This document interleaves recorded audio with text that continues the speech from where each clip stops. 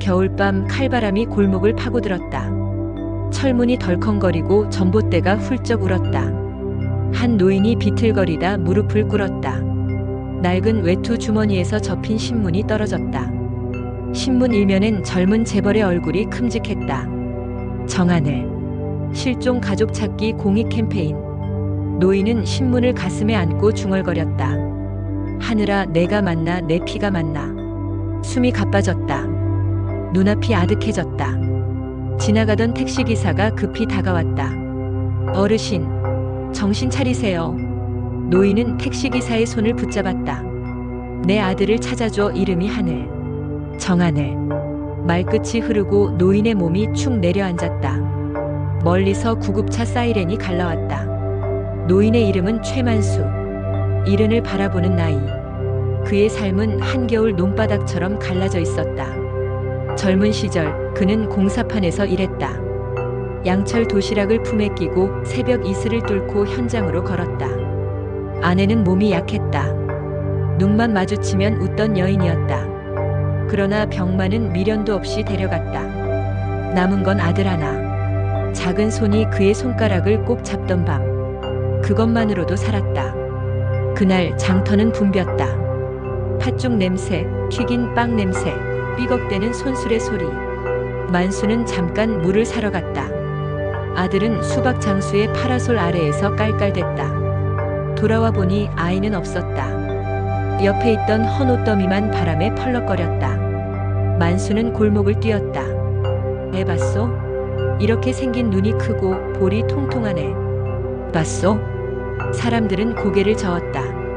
누군가는 혀를 찼다. 장터에서 애 놓치면 못 찾지. 해가 기울고 장터 등불이 하나둘 켜졌다. 만수는 무릎으로 기었다. 목소리가 갈라졌다.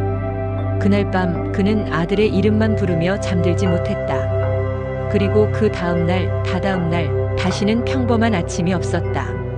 세월은 흘렀다. 만수의 등은 조금씩 더 구부러졌다.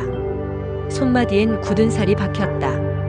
버스를 타고 기차를 타고 무연고 아동보호소를 찾아다녔다. 담장 너머로 어린아이 웃음소리가 들릴 때마다 그의 가슴이 조각조각 났다. 마을 사람들은 말했다. 만수야, 이제 놓아라. 그는 대답하지 않았다. 대신 다른 구두를 고쳐 신었다. 밤이면 아내의 사진 앞에 앉았다. 당신 하늘 찾으면 우리 세 식구 같이 밥 먹자. 촛불이 잔잔히 떨었다. 그가 쓰러진 그날 밤 구급차에서 깨어난 만수는 천장을 보며 되뇌었다. 끝까지 간다. 내 발이 끊어져도 간다. 의사는 말렸다. 안정을 취하셔야 합니다. 만수는 천천히 몸을 일으켰다. 주머니에서 구겨진 신문을 폈다. 젊은 재벌의 눈매가 낯익었다. 광대뼈의 선, 입꼬리의 습관. 저 눈이다. 그의 목소리는 바닥을 긁었다. 병원 문을 나서며 간호사가 물었다. 어디로 가세요? 만수는 짧게 답했다. 서울. 바람이 날카롭게 얼굴을 때렸다. 그는 옷깃을 여몄다. 눈빛만은 젊은 날처럼 번들거렸다. 그렇게 오래 묻어둔 이름을 꺼내들고 그는 다시 길 위에 섰다. 시외버스 터미널은 늘 분주했다. 국밥집의 김이 허공에 올랐다. 마늘 다지는 소리, 행선지를 부르는 방송. 만수는 매표 창구에 섰다. 서울 한 장. 창구 직원이 물었다. 편도요, 왕복이요? 만수는 잠시 멈칫하다 대답했다. 편도. 버스에 오르니 좌석마다 사연이 앉아 있었다. 장사를 마친 아주머니, 군대 가는 청년, 그리고 졸린 아이를 아는 엄마. 창밖으로 논밭이 뒤로 밀렸다. 지나가는 전봇대가 일정한 박자로 그의 기억을 두드렸다. 그는 눈을 감았다. 반짝이던 장터의 등불, 아들의 작은 웃음, 아빠 손 하고 내밀던 손. 갑자기 심장이 쿵 내려앉았다. 그 손을 놓은 건 자신이었다. 잠깐이었지만 분명 자신이었다. 미안하다. 그는 중얼거렸다. 말이 새어나왔다. 옆자리 아저씨가 물었다. 어디 가시나 봐요? 만수는 고개를 끄덕였다. 아들을 찾으러 갑니다. 아저씨는 놀란 눈으로 물었다. 몇 살입니까? 이제 30 후반쯤 되었겠지. 그 긴 세월을요? 찾아야죠. 살아있으면 만나고 떠났으면 왜 떠났는지라도 알아야죠. 버스는 터널을 지났다. 어둠 속에서 잠깐 서로의 얼굴이 사라졌다. 다시 빛으로 나왔을 때 만수의 눈가엔 반짝이는 것이 맺혔다. 서울 고속터미널은 거대한 벌집 같았다. 사람들이 쏟아져 나왔다가 또 다른 입구로 빨려 들어갔다. 만수는 주섬주섬 목도리를 여몄다. 큰 빌딩이 하늘을 가렸다. 그 빌딩의 한가운데 자신의 아들이 있을지도 모른다. 그는 슈퍼에 들어가 캔커피를 샀다. 주인은 텔레비전을 켜놓고 있었다. 화면 속에서 정하늘이 인터뷰를 하고 있었다. 실종 가족 찾기 캠페인은 제 어머니의 소망에서 시작됐습니다. 그의 목소리는 낮고 차분했다. 말끝은 어딘가 낯익었다. 만수는 화면에 손을 댔다. 차가운 유리 너머로 아들이 있었다. 하늘아. 슈퍼 주인이 물었다.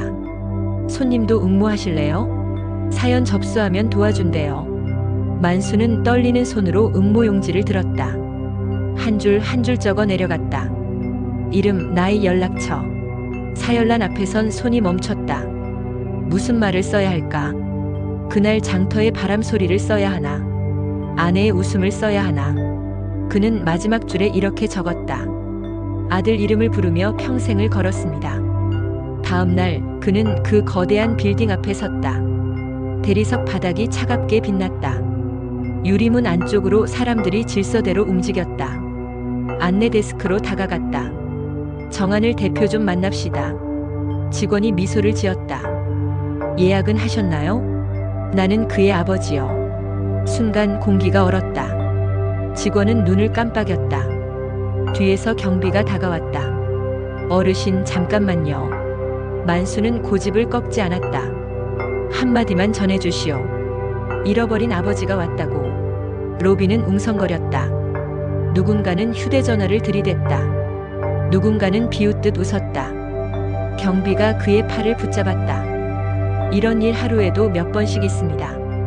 만수는 뿌리치지 않았다. 대신 경비의 눈을 똑바로 보았다. 아버지의 눈을 본 적 있소? 자식 찾는 눈을 본 적 있냐고. 경비의 소나기가 약해졌다. 그때 멀리서 단정한 차림의 여성이 다가왔다. 무슨 일이죠? 윤비서님 이분이. 여성은 만수를 바라봤다. 무슨 용건이십니까? 만수는 주머니에서 오래된 아기 사진을 꺼냈다. 사진 가장자리가 헤어져 있었다. 볼이 통통한 아기가 웃고 있었다. 여기 이 애를 찾으러 왔소. 여성의 눈길이 흔들렸다. 그는 다시 말했다. 정하늘. 그가 내 아들일지도 모릅니다. 여성은 깊게 숨을 들이켰다. 연락처를 주시겠습니까? 확인해 보겠습니다. 만수는 종이에 번호를 적어 건넸다. 혹시라도. 말을 잇지 못했다. 밖으로 나오니 겨울 해가 기울어 있었다. 하늘이 붉게 물들었다. 그 빛 속에 젊은 날의 아내가 서 있는 듯 했다. 그날 밤 허름한 여인 속에서 그는 천장을 보았다. 문풍지 사이로 바람이 울었다. 아들아, 아버지 왔다. 그는 알아듣지 못할 기도를 오래 했다.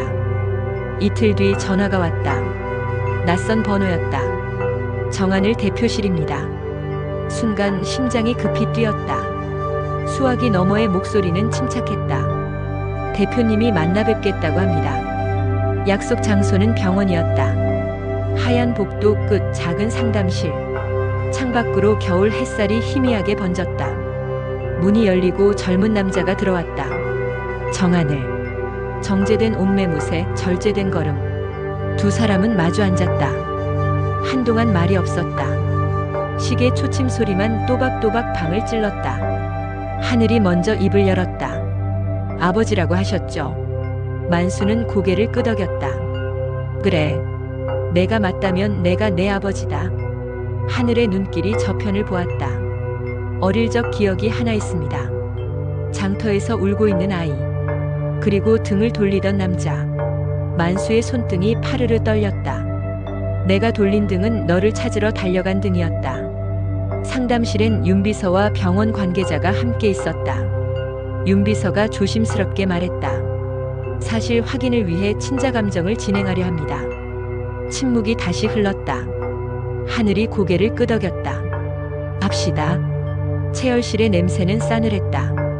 얇은 바늘이 피부를 스쳤다. 붉은 피가 작은 관으로 천천히 모였다. 만수는 떨리는 숨을 고르며 창밖을 보았다. 겨울나무가 앙상한 가지를 드러낸 채 서 있었다. 가지 끝마다 얼음 같은 기억들이 매달려 있었다. 검사가 끝나고 하늘은 짧게 인사했다. 결과 나오면 알려드리겠습니다. 그가 일어나려다 멈췄다. 그리고 뜻밖의 질문을 던졌다. 어머니 이름이 무엇입니까? 만수의 목소리가 낮게 떨렸다. 한영자. 하늘의 눈이 흔들렸다. 된장찌개에 꼭 감자를 넣었다고 하셨죠? 만수는 미소인지 울음인지 모를 표정을 지었다. 고추도 통으로 하나 마지막에 툭 떨어뜨리셨지. 잠깐의 침묵. 하늘의 어깨에서 긴장이 내려앉았다. 그러나 그는 곧 표정을 거두었다. 기억은 기억일 뿐입니다. 며칠이 지났다. 도시의 소음이 창문을 두드려도 만수의 방은 고요했다. 전화벨이 울렸다. 윤비서의 목소리가 또렷했다. 결과가 나왔습니다. 오실 수 있으신가요? 회의실엔 몇 사람이 있었다. 병원 관계자, 변호사, 윤비서, 그리고 하늘. 테이블 위에는 봉인된 서류. 담당 의사가 봉인을 풀었다. 차분한 목소리가 글자를 읽었다. 친자일치. 확률 매우 높음. 공기가 흔들렸다. 만수는 자리에서 일어나려다 주저앉았다. 눈물이 저절로 흘렀다. 하늘은 의자를 당겨 앉았다. 그의 눈빛은 복잡했다. 반가움과 경계, 허탈과 분노가 한꺼번에 흔들렸다. 그는 낮게 말했다. 그렇다면 왜 사라졌습니까? 만수는 속삭였다. 내가 사라지게 한 게 아니라 누가 너를 데려갔다. 방 안이 조용해졌다. 윤비서가 메모를 넘겼다. 장터, 혼잡, 실종. 그날의 상황을 더 들어보겠습니다. 만수는 천천히 이야기를 꺼냈다. 파라솔 그림자, 헌 옷더미, 그리고 엿장수의 휘파람 소리. 그가 물을 사러 간 사이 아이는 사라졌다. 사람들은 못 봤다고 했다. 하늘이 물었다. 적대 관계인 사람은 없었습니까? 만수는 고개를 저었다가 잠시 후 입술을 깨물었다. 옛 친구가 하나 있었지. 박기철. 하늘이 메모를 멈췄다. 그 사람은 어떤 이였습니까? 어릴 적부터 같이 컸다. 하지만 술을 배우고 돈을 줬고 언젠가부터 눈이 달라졌다. 윤비서가 변호사를 보았다. 변호사가 단호히 말했다. 그 사람을 확인해 보겠습니다. 회의가 끝난 뒤 하늘은 복도에서 만수와 단둘이 섰다. 햇빛이 긴 그림자를 만들었다. 하늘이 말했다. 아버지라고 부르겠습니다. 하지만 제 마음은 아직 비투성이입니다. 만수가 고개를 끄덕였다. 비즘같이 갚자. 시간으로, 밥 한 끼로, 말 한마디로. 하늘의 입가가 아주 조금 풀렸다. 저는 바빠서 밥을 자주 못 먹습니다. 그럼 국물만 마셔도 된다. 둘은 어색하게 웃었다. 웃음 뒤에 오래된 슬픔이 조용히 앉았다. 하늘의 팀은 발 빠르게 움직였다. 자료가 모였다. 옛 주민등록, 장터 상인 명부, 분실 신고 기록. 그 사이 만수는 혼자 옛 동네를 찾았다. 버스에서 내려 비포장길을 걸었다. 논뚝길의 바람이 수그렸다 폈다. 장터는 작게 남아 있었다. 파라솔 대신 천막 몇 개, 웃음 대신 바람 소리. 만수는 떡집에 들어갔다. 떡집 아주머니가 그를 알아보았다. 아이 잃어버린 그분 아닌가요? 그는 고개를 끄덕였다. 그날 뭐가 달랐죠? 아주머니가 기억을 더듬었다. 사람이 많았고 외지인이 섞여 있었어요. 그리고 당신 친구 같은 사람이 서성였죠. 박기철. 맞아요. 어두운 표정이었어요. 누굴 기다리는 눈이었죠. 만수는 떡을 한 조각 집어 입에 넣었다. 찹쌀의 달큰함이 목에 걸렸다. 동네 이장을 찾아갔다. 이장은 오래된 수첩을 꺼냈다. 그 속에는 낡은 메모들이 눌어붙어 있었다. 그해 여름 장터 소란이 있었지. 장난감 트럭을 든 남자가 아이를 달래던 걸 봤다는 얘기가 있었어. 남자? 낯선이었지. 헌 코트, 검은 가방. 만수는 현기증을 느꼈다. 장난감 트럭. 그날 아들이 갖고 싶다고 했던 바로 그 장난감. 하늘의 팀에서 연락이 왔다. 박기철의 최근 행적을 확인했습니다. 그는 채무에 시달리고 있었다. 그리고 오래전 아동 입양 알선과 연루된 기록이 어렴풋이 남아 있었다. 하늘과 만수는 함께 박기철을 찾아갔다. 도시 근교 창고촌. 낡은 포대가 쌓인 창고 구석. 한 남자가 앉아 있었다. 박기철. 젊을 땐 웃음이 빠르던 얼굴이었지만 지금은 눈밑이 깊게 꺼져 있었다. 그는 두 사람을 보고도 놀라지 않았다. 왔구나, 만수야. 만수의 이마에 핏줄이 섰다. 하늘을 데려간 게 너냐? 박기철은 담배를 꼬나 물었다. 불은 켜지지 않았다. 손이 미세하게 떨렸다. 그때 나는 궁지에 몰려 있었지. 사체, 병든 어미 아무도 나를 안 봤어. 하늘이 낮게 물었다. 그래서 남의 아이를? 박기철은 고개를 떨궜다. 장난감 하나의 아이는 금방 웃더군. 트럭을 흔들면 따라오고. 만수의 주먹이 떨렸다. 그러나 그는 주먹을 내리지 않았다. 대신 한 발 다가섰다. 그날 밤 내 집 앞에 와서 울던 사람. 그게 너였지? 박기철이 놀란 눈을 들었다. 어떻게? 문틈으로 봤다. 너는 울고 있었고 나는 내가 왜 우는지 몰랐다. 박기철의 어깨가 무너졌다. 그는 벽에 등을 기댔다. 돈이 필요했어. 사람을 붙였어. 아이를 넘기고 현금을 받았어. 하늘의 목소리가 갈라졌다. 누구에게? 모르지 않아. 이름을 말해도 달라질 게 있나? 지금은 나라 바뀔 거다. 순간 창고 문이 열렸다. 하늘의 팀과 경찰이 들어왔다. 윤비서가 짧게 말했다. 준비됐습니다. 박기철은 도망치지 않았다. 수갑이 채워지는 소리가 금속처럼 날카롭게 울렸다. 밖으로 나오자 바람이 차가웠다.